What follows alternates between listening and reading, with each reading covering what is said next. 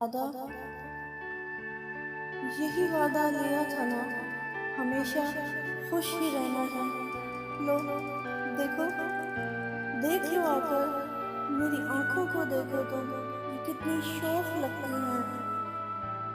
मेरे होठों को देखो तुम, हमेशा मुस्कुराते हैं। कोई भी गम अगर आए, उसे हंस कर सहा मैंने। मेरे चेहरे को देखो तुम, हमेशा पुरसुकून होगा। किया था मैंने जो तुमसे वो वादा कर दिया पूरा। मगर एक बात है जाना, कभी जो वक्त मिल जाए तो मेरी शायरी पढ़ना। तुम्हें महसूस तो होगा कहीं तलखी बड़ा लहजा, कहीं ये सर्द सा लहजा, कहीं ये दर्द की झीलें, कहीं लहजे की करवाहट।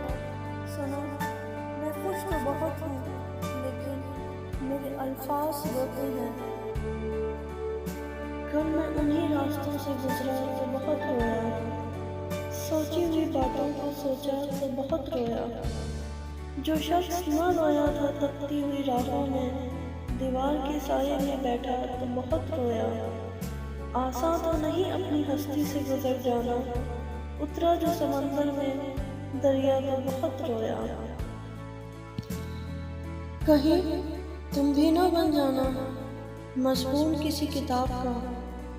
लोग बड़े शौक से पढ़ते हैं कहानियां बेवफाओं की।